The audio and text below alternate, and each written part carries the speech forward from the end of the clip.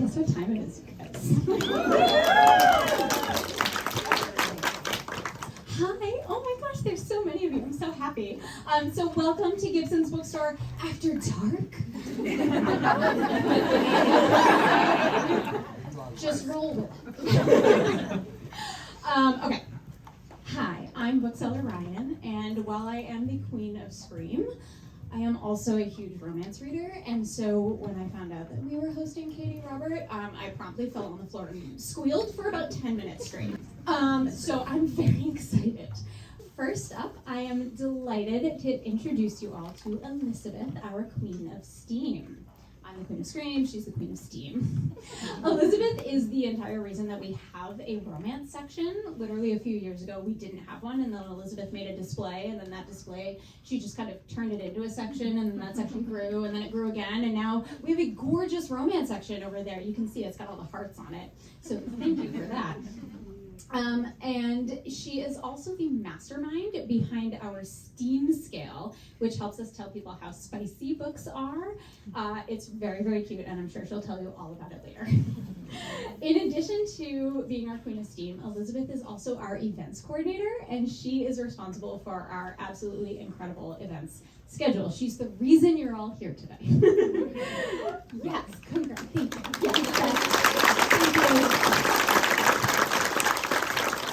Oh, and by the way, if any of you saw or doesn't have a dragon TikTok, she's the one who does the dragon reviews. She ends every book review with whether or not it has a dragon in it. It's delightful. It's important info to have. So she's going to be Katie's in conversation partner today. So let's give Elisabeth a warm welcome.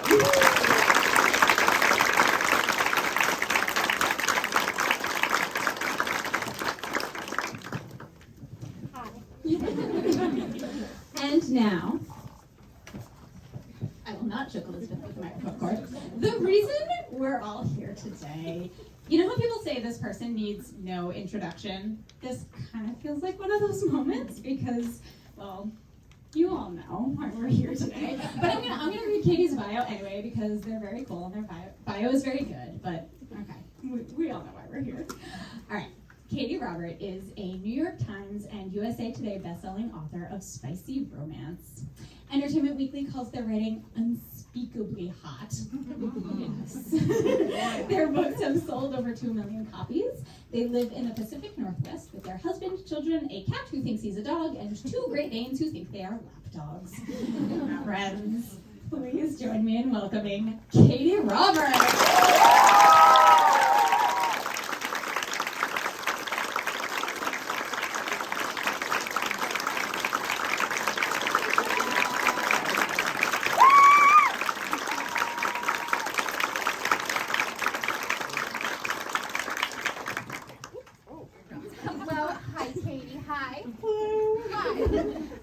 I am so excited about this. I am prepared so that I wouldn't babble. Okay, all right. Thank you so much, everybody, for coming out today.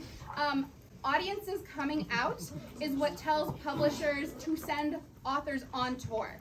So you coming out means we are so much more likely to get Katee back. So thank you.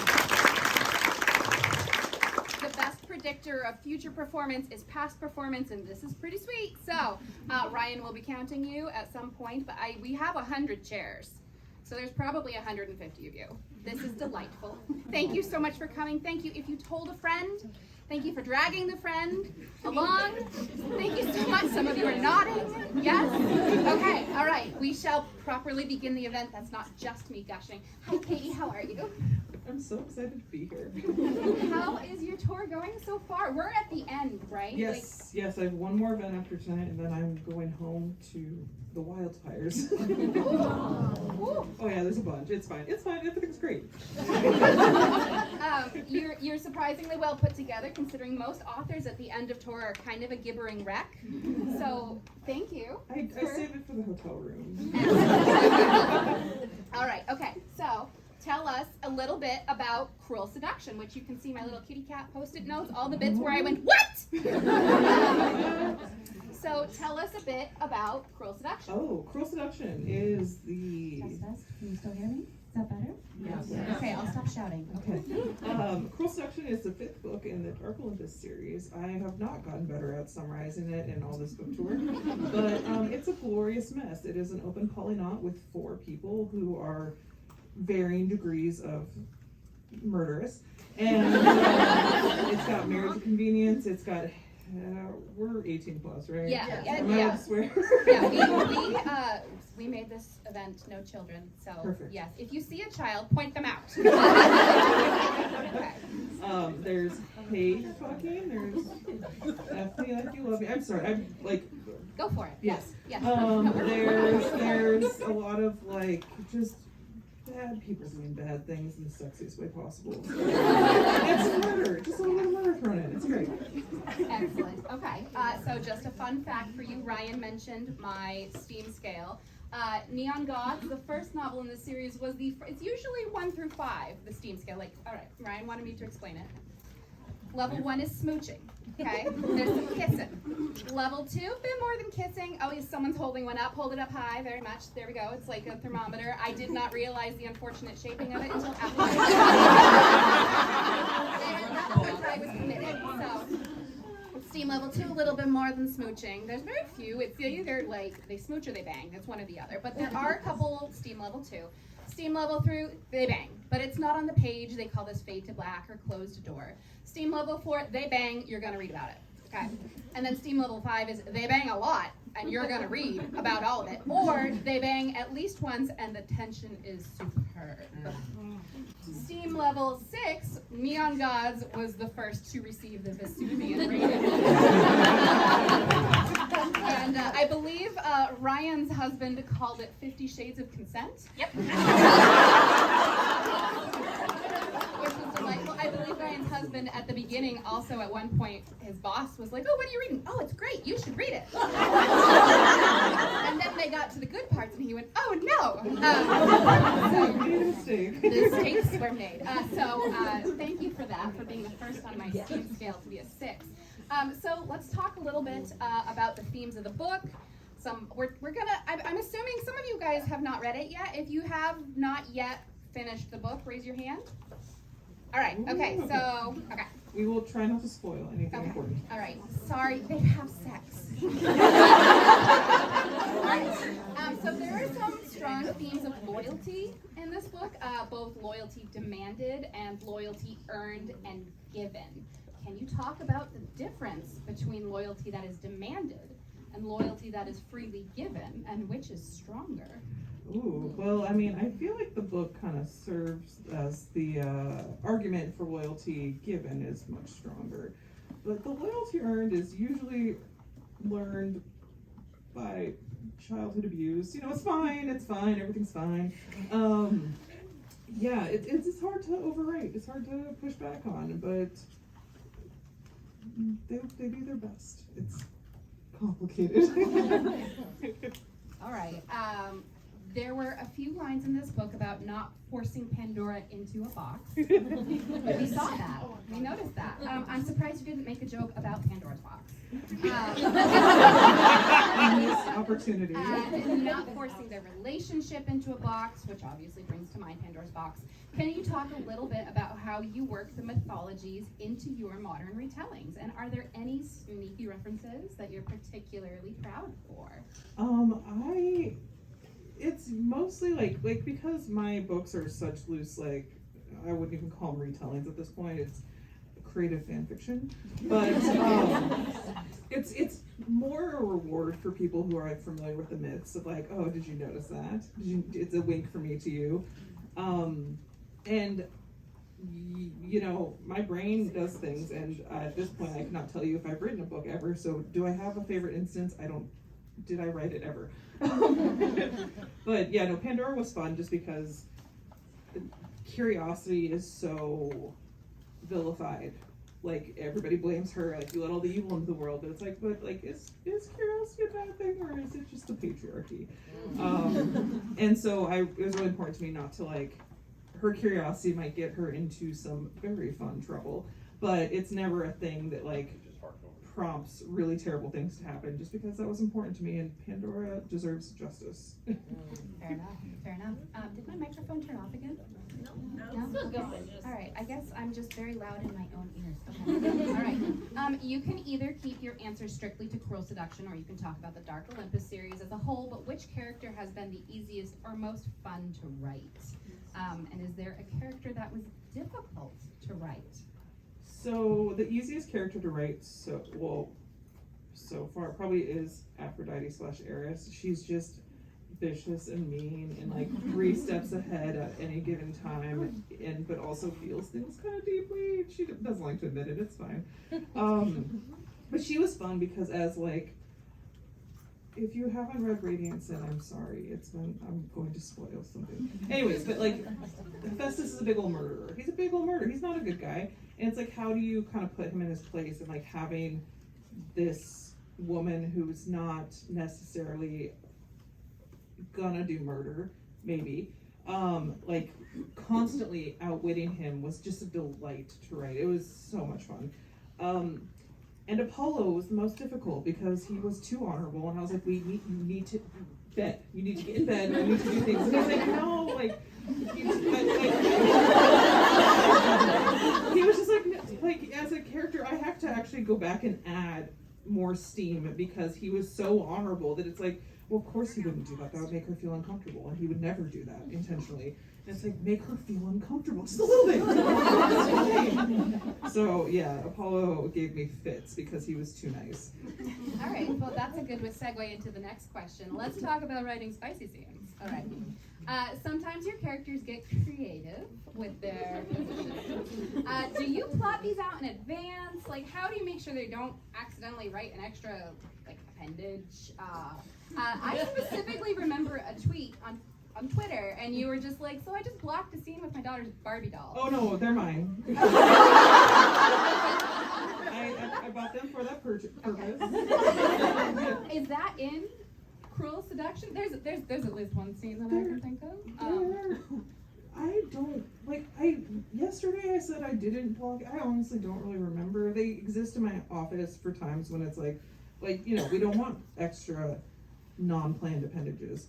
And, but as far as, like, I don't plot the scenes ahead of time. It's just vibes, which is how I end up, like, texting my friend, like, I think I'm writing this kink now. Like, I'm pretty and invariably she's like, yep, you are. So it's always an interesting experience to see what, like, the character build and the subconsciousness, like, puts together to, like, you know, I've talked about this every other stop. I'm talking about this stop. You're welcome. There's puppy play in Midnight Ruin, and I did not plan on that, and it was a thing that just happened, and I'm like, Jenny, I think I'm writing puppy play. I'm not certain. She's like, yep. So, no, it's not bark like a dog. It's more decoration and praise. And, you know, like, get on your knees and crawl, like that sort of thing. So, just trust me, we're all gonna have a good time. Well, this is another excellent segue here. What is the best kink, and why is it healthy communication and consent? Healthy communication and consent is so sexy. Like, yep. There was a time not long ago, because romance tends to be at the forefront of a lot of these conversations we have as a society. And, like, I want to say 5 years ago, but time is a flat surface, so who knows? It could have been, it was relatively recently. There was a lot of conversations of, like, consent is important. We want consent in books, unless it's intentionally not in books, which is a different conversation altogether. But, like, how do you make it sexy? And I'm like, oh, how do you not make it sexy? Like, and so I really enjoy those conversations in particular, because there's something so vulnerable about, like, demanding explicit consent, but also, like, really hot, because it's like, no, you're going to tell me what you want. And it's like, we as humans don't always communicate that well, but we should, because it's great. Yeah, and in this book, there's a couple scenes where Hephaestus is just like, we're doing this, but tap my wrist if, you know, like, that's not cool. And she throws it in his face. She's so mean. She's like, you'll murder people, but this is where you draw the line. And he's like, yeah. It's like, there's some lines you don't cross. Murder? Yes. No. And I, like, that's one of these. Like, it was like, ooh, okay. All right. Okay. Is there a character from myth, saga, fairy tale that you haven't written yet that you would love to write someday? I really want to write like a proper like fantasy Medusa at some point. That's on my list. Like I did Stoneheart like as a prequel for this, which scratched the itch just enough to like hold it off for a while, but someday. Excellent, excellent. And has there been a favorite spicy scene for you to write? You mean, is there one that you're just like, yes, that was. I mean, I'm sure you love all your children equally. What? As far as in published books, because I will not tease you further. There's a couple in future ones that are really great. But no, I really loved the F me like you love me scene in this between Adonis and Hephaestus, because it's so, like, you see a lot of like hate, or you know, F me like you hate me, and like that's very hot. I love that. But I was like, I haven't seen as much of like, I know we don't like each other, but I need you to pretend that you love me right now. And it like kind of hurt, like in a good way. I don't know. It's just like it brought in that fake relationship element of that trope that I love the most, and like would eat with a spoon. It's just like, no, this is fake. He doesn't really care about me, but he's treating me like he does, and it feels good. So I love that scene in particular. Excellent. You are frighteningly prolific. Can you talk a little bit about your writing process? I am a constantly moving machine. I pretty much write most days, like probably 6 days a week. It's my particular brand of neuro spicy is that like I need like a regular thing, but I also can only focus for like 30 minutes at a time. So it's like this constant battle of two wolves. So every morning I like go through the same like ritualistic, like get up, make my fancy coffee, and then I get on my little human hamster wheel, my under-desk treadmill, and I dictate for 30-minute stints because that's all I can focus, and then I like fuck off for 15 minutes and rinse and repeat until I've hit my word count for the day. And then lately anyways, I reward myself by going somewhere else and writing more words. I am a freak of nature, it's fine. What is your preferred word count for the day? What's your goal? It varies. I kind of do like reverse engineering from like the deadline, like how many words do I need to write a day, Monday through Friday, because I leave the weekends as like cushion points if like I get sick or like the brain's not braining that day. I will say I recently just switched my process over to sending the actual audio records of me to be transcribed, and so I write so fast now. I have not gotten the audacity to send sex scenes. They said they're fine with it. But like the thought of like a stranger hearing my mouth make those words, it wakes me out. I will get over it because it's a necessary evil, but at this point, I'm not there yet. Is there a question that you've always wanted to be asked, but no one has ever asked you? No. Everyone asks such interesting questions that it's always like, I'm usually like, oh my gosh, that's a great question. Now I feel silly. Because, no. What is your ideal ice cream sundae? Listen, I'm lactose intolerant. What's your ideal sandwich? I really like turkey with like avocado with like garlic in it smashed up and on like, you know, the thick. I love that. But then you have to eat it with like crunchy chips because there needs to be a crunch involved. So Black chips or Russell chips? Are the chips like the kettle chips? Yeah. And usually just like the basic. Are they in the sandwich or next to the sandwich? Is there a pickle? There's a pickle next to the sandwich. Chips are outside the sandwich, but I am starting to be a convert to them in the sandwich. It seems very pleasing. Okay, all right, there we go. What have you been reading lately that you would like to recommend to everyone else? Oh no, here we go.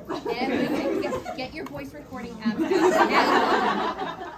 I have So I do this thing now, it's a very weird thing that I started years ago. I was reading The Strain by Guillermo del Toro and Chuck Hogan, like on an airplane, don't recommend it. And ever since then, for whatever reason, I specifically read horror while traveling, because apparently I like fear. But I recently finished Just Like Home by Sarah Gailey. Fantastic. Her mind terrifies me. I love it. I read an advanced copy. You should all pre-order it. It's I Feed Her to the Beast, and the Beast is Me by Jameson Shea. It's I can watch Ryan flailing back there. It's YA horror. It's not like horror. It's more like really intense tension and some demon deals. But if you like Center Stage, in which it had demon deals and had feral girls being unapologetically monstrous, I don't think I took a breath the entire book. It's phenomenal. It's so good. And it dodges one of my least favorite tropes, which is like power's bad and you should sacrifice it at all costs. And like regardless of where that character ends up, she chose power, which is really, really awesome. And I love that for her. And oh god, there's another one. We'll do romance. I just finished. I ripped the Band-Aid off and read The Losers Part 2 by Carly LaRoe. And she makes me want to quit. She's so good. I'm like, how am I crying because I met their parents? Like, how do you, the emotional components of that book, in addition to the spice is excellent, but the emotional components and the character arcs are just god tier. Like, I am inspired by her. So if you could eat her heart from her chest and gain her powers, would you? Probably not, mostly because I don't have time to write more books, so I need more books so that I can consume them. I guess one more question from me. Prepare your questions. What's next for you? So, I am so busy. Do you like Pirates of the Caribbean? Do you wish that they boned more? More queer, and maybe they hunt some monsters. I have a book for you. It's a little bit Justice for Norrington. A little bit. Not on purpose, but it kind of happened. Yes, thank you. It is... You can't see that far. It's called Hunt on Dark Waters. It is a paladin pirate. He's sort of a water cop initially. It's not for long. Okay, not for long. And he is a member of the Cúna which, if you are familiar with the Welsh mythology, are the Hounds of Annwn, which is the underworld, and they sometimes ride as a wild hunt. And so it seemed very natural that they would be hunting monsters in this world that I created. And it's a portal fantasy, so my heroine is a chaotic bisexual witch who sort of falls through a portal into this world while fleeing from her vampire situationship. With all the vampires. Yes, and if you read Court of the Vampire Queen, Lizzie is her ex, who is Wolf's sister. So, she gets scooped up, and it becomes like, you will be in part of this group or you die. And so she's like, cool, I'll make that vow, but I'm gonna break it immediately. And forced conscription, and she's making it everyone's problem. He's a telekinetic, he does use it in a sexy way. And it's just a lot of adventure, a lot of like grand times. The second book is Sapphic. Yes. And yes, it's a vampire and I hear you, selkie. Hannah. I hear you. So that is in November, and then January, right after, is Midnight Ruin, which is Charon, Orpheus, and Eurydice. It's a big grovel. Listen, I know everyone's mad at Orpheus. I am also mad at Orpheus. We made him suffer. It's in a very attractive way. It's great. It also ramps up the external events in Olympus, and we get to see like Persephone as like the dread queen that she always deserved to be, and we return to the lower city. It primarily takes place in the lower city, and it's a lot of fun. And as I said, there is puppy play and it's hot. I just want to say, Katie just stamped 50 book plates for us in the back. If you, pre-order this today at the cash register, it comes out November 7th, we'll ship it to you with a book plate. Just saying. It's 25% off in the store today, I'm just saying. Okay, so did you have any questions that you wanted to, you don't want to ask any questions. Does anybody have any questions? Do you want to pick? Oh, you can. I get Oh, okay. nervous and I'm like, everyone. Okay. There you go. There. Right there. Is there a kink fetish or dark alley you tried right and you're like, nope, can't go there? Ooh. So I usually,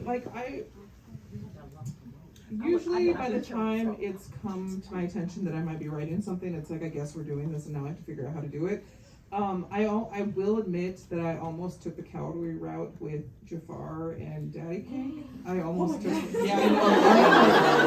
What a tragedy that would have been. I had committed to it publicly, and so I couldn't back out. And I just was like, by the end of it, was like, oh no, this is hot. I understand now. So usually it's like for example, like I would never have been like, I want to write puppy play, because it's just not something that like I'd ever had much curiosity with. And then I started writing it and I was like, oh, I understand now. So it's a lot of like accidentally falling into things that I just may have not considered or thought might have been a hard limit. Turns out not often are they.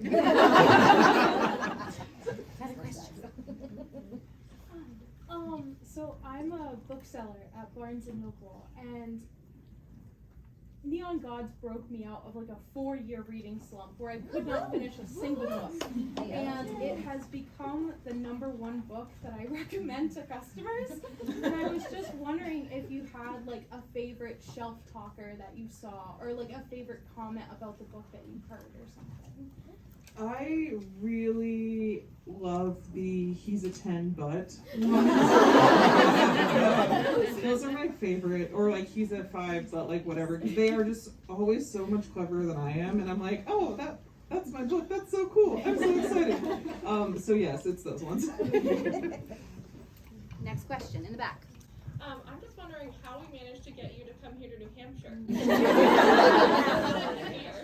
It was me. It's Elizabeth. It's 100% My Elizabeth. event pitch is literally, we're an hour north of Boston, a convenient shot up I-93. A convenient add-on to, but I've also, we were hand selling it.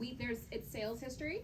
So if you want your favorite author to come to your local bookstore, you have to buy your author's books at your local bookstore, because they look at sales history when they're determining events. And they say, oh, should we send this author to this store? They've never sold their book there. Why would we do that? But if they look and say, Ryan and I, as like the insane people that we are, pressing it into anybody's hands if they were standing still long enough, we have a sales history where we can be like, we're not a major metropolitan area, no, but look at how many we've sold. And they can say, oh, okay, there's potential. And then you say, yeah, we're super easy to get to. We're not north of the wall. Because a lot of publicists, there's Boston and everything else. So you have to say how far and how easy to get.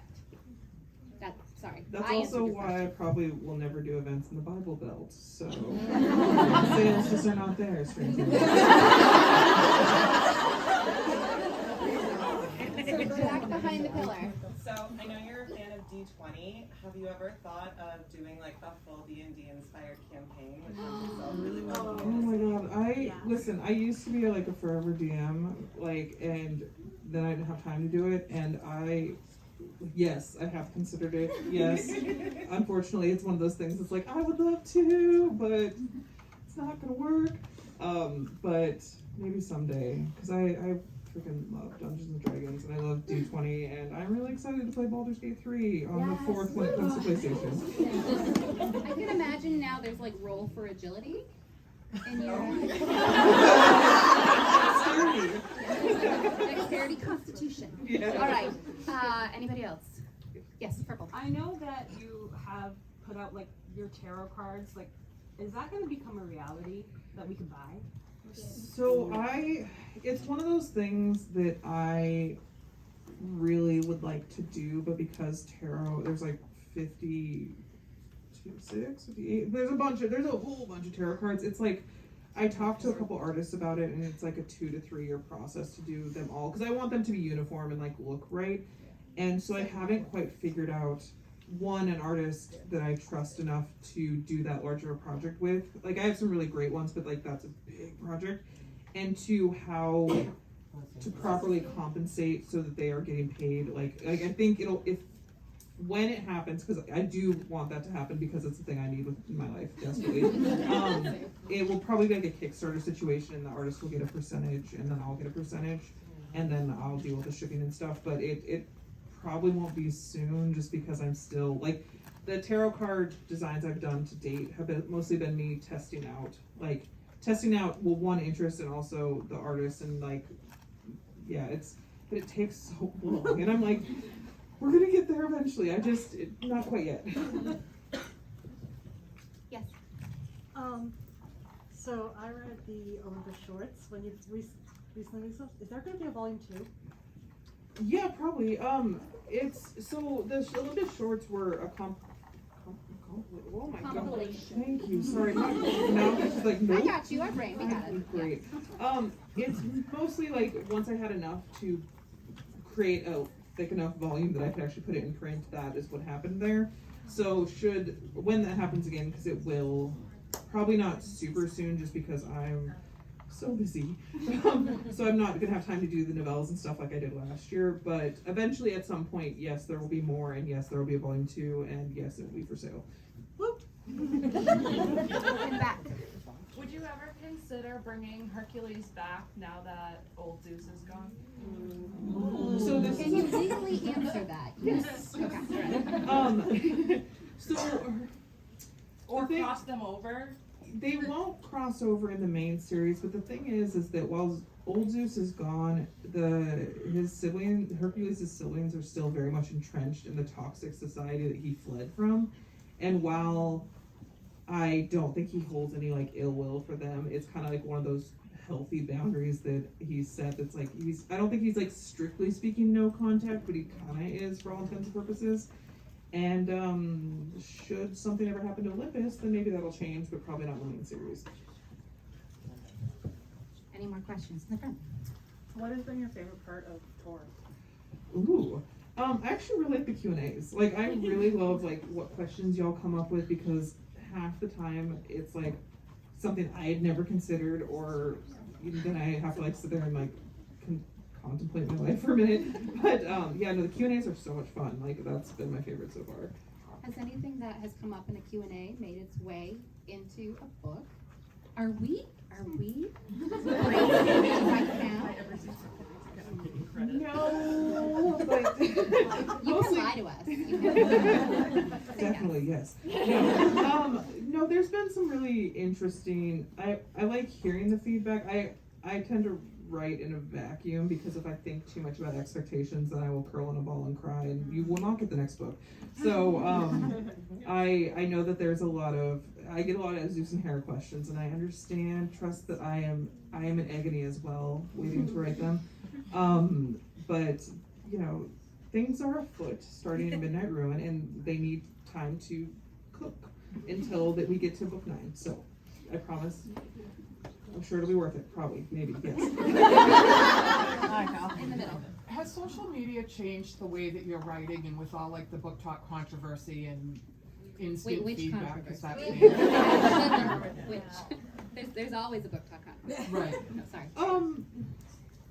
Not really, because so I have a lot of thoughts and feelings and stuff about social media as a whole, and like not book talk specific, because anything book talk's done that's been toxic, Twitter's done first.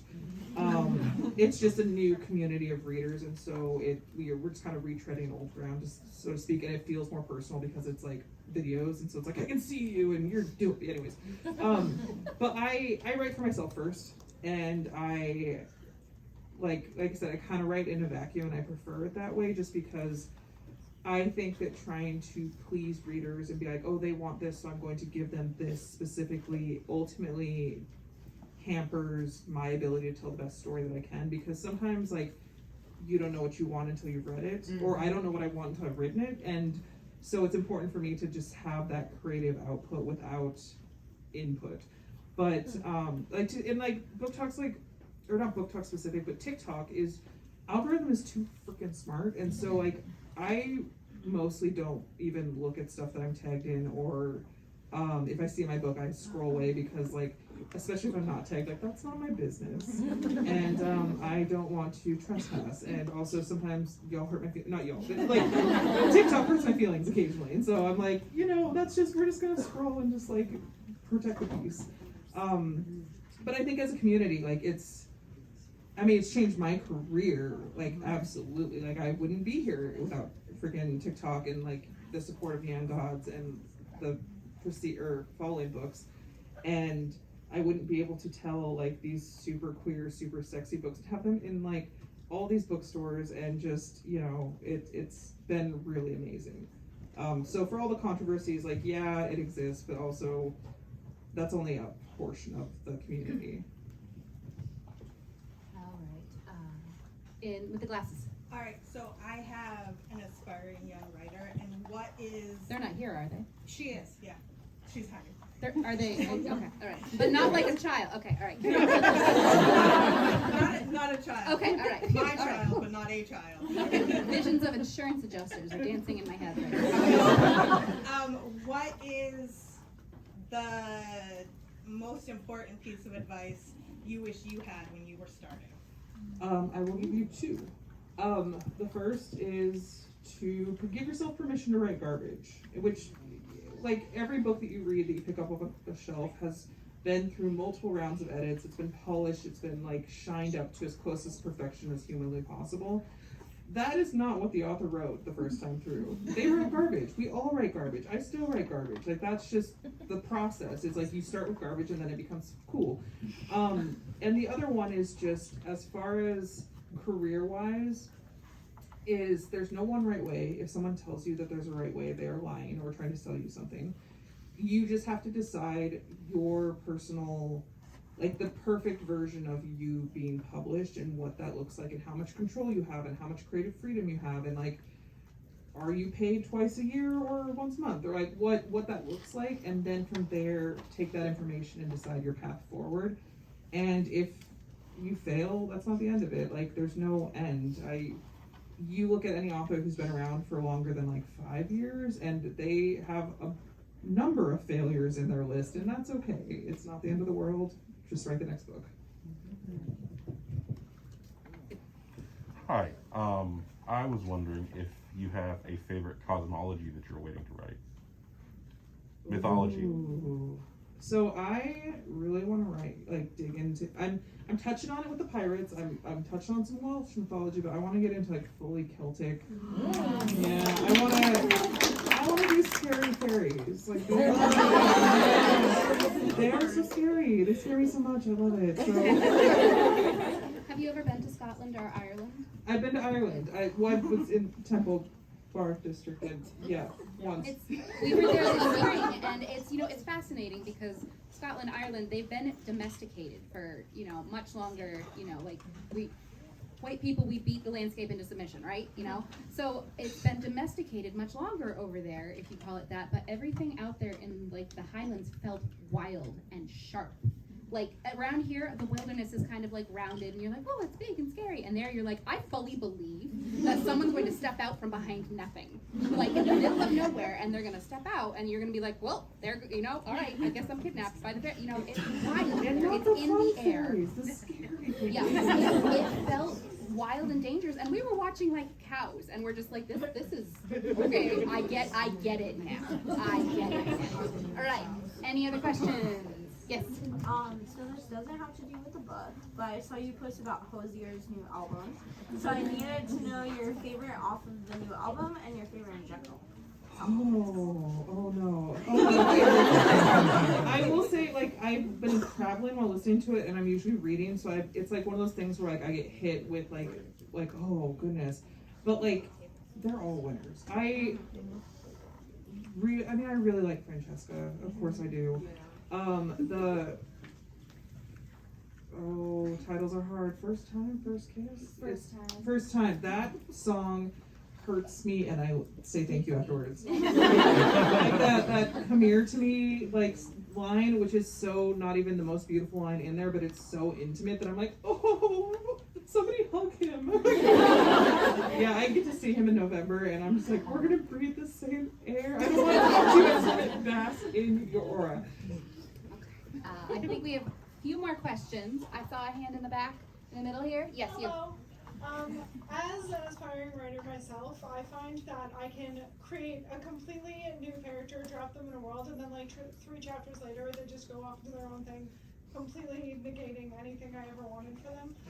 How does that work? Like their personality and everything kind of just stomping all over what you planned when you have like a myth that's already kind of set? I mean, I think we all know that I don't write true retellings, probably for that reason, because I usually start with like a character archetype or the further I get into the series, the better I know them before they begin, especially if they've been on page in other people's perspectives. But I don't plot. Like the series arc is planned because have faith in me. I was worried I wouldn't be able to land it, so I had to like have the big arc planned. But usually I know where the book's gonna end, and then I just kind of like trust myself to get there. But part of that's just experience. But yeah, I mean, some people just don't plot, and that's okay. Like, there's nothing wrong with that. That's just how some brains work. Like, if I try to plot or like write a synopsis at the 25% mark, every single time we take a hard left turn and we are in the weeds and we are doing stuff that like I had not even considered, and usually it's a better book as a result. So yeah, so just be kind to yourself and maybe have an end point that you're heading towards, and if you ever get too far from the end point, just kind of reevaluate. But it's okay not to plot. Okay.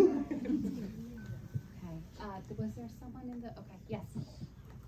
Sorry, so I listen to books more than I actually sit and physically read. So you were saying earlier about listening to putting yourself out there and having someone listen to you dictate. Have you listened to your own audiobooks, and how do you feel about listening to your own words? Oh no, I don't do that. I can make it not even a minute before my brain tries to skitter out my ears. I don't know what it is, but it's there's something about hearing my words spoken back to me in much more professional way that I'm nope.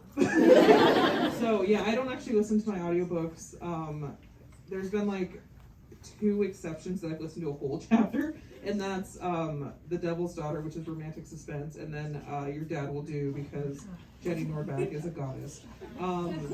And that's it. I don't listen to my own audio. I like audio, nonfiction. I listen to that, but I actually don't tend to listen to romance in audio because I hear. I blush when I write the sex scenes on my own. I don't need to be in the grocery store just the purple. Have you ever been on the school pickup line and realized you have to close your windows really fast all of a sudden? I have and you're no just shame. oh god. They are close enough to hear, which I mean. No, I don't, if they are close, I don't drive around with my windows down just because okay, fair. Yeah. The outside scares, no, some of my mortal enemies, that's all. But, if they're close enough to be listening and being nosy, it's kind of like reading or writing on a plane. If you're going to look over my shoulder, you get what you get. That's fair. Okay, so we're going to do 1 or 2 more questions. Housekeeping notes. Before we move to signing, don't run, okay? All right, so there's a lot of you. And so if every one of you takes 1 minute with Katee, that's 150 minutes. So just keep that in mind. Don't start monologuing, okay? And we are going to be going down the wall of fiction. Ryan is pointing down the wall of fiction towards the door. You will be passing Thorns, where Thorns, our lovely friends and partners at the specialty shop down the street, will be handing out coupons. You will be approaching Katee at the front, and then you can leave. We are doing taking pre-orders for Hunt on Dark Waters, and we do have signed book plates to hand out if you get one today. And again, it's 25% off. And yes, we do ship if you don't want to drive back up. That's cool. 2 more questions. Anybody? Val. Yeah, so going off an earlier question about writing advice, what's your biggest advice for a writer, getting into a person who's inside and turning into that? Your biggest, that was shooting off of a previous question, biggest advice for writers, what? Biggest advice for writers who are getting to dip their toe into spice and are just starting that part of their writing journey. Biggest, if you couldn't hear, it was writers who are dipping their toes into spice. So it's really intimidating initially to like if you're not like experienced writing sex scenes. And sometimes it's intimidating even when you are experienced. There's times when I'm like, no, welcome back. But it's what I found helpful earlier on in my journey is to go through in passes.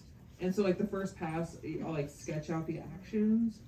And then the second pass, like, you know, add in some like emotional components to, because, you know, nobody wants to read tab A, sloppy, that sort of thing. You need to feel something.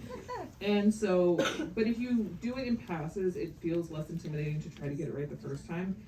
And no matter what you write, there's nothing good editing can't fix. So allow yourself to write garbage. It's okay if it doesn't feel sexy while you're writing it. You might go back and be like, oh, this is way better than I thought. So it's just practice like anything else. Okay, last question. Over there. Someone's waving over there. Yes. Sorry, thank you. You got it. So first off, thank you for just being you. I had a lot of trauma behind reading, and you helped. So thank you. Sorry. Woo. Neon Gods like changed my existence. So like, thank you. Will you revisit them? Because I love them so much. And I want to keep hinting, like I'm reading Cruel Seduction, and like you keep hinting to them. What's happening with them? So I won't revisit them as a full book. There are there's a novella and some short stories in the Dark Olympus Volume 1, which is available for free to my newsletter if you want it in print to my Etsy shop. And it's like their first holiday together, which happens after Dark Olympus ends. There's I guess spoilers. It's not like super relevant to like the overall series, but Persephone does get pregnant, and there's like that conversation and like what that looks like for them. And there might be one more in there, but yeah, there's a couple shorts and a couple check-ins and that sort of thing. And then in Midnight Ruin, we see them. We get closer to them than we have in previous books, just because Eurydice is in the lower city and has been, and the choices she makes have direct influence and like whatnot with her sister and brother-in-law. So no full books, but they exist. Again, thank you. You're a rock star. Thank you. Okay, so thank you very much.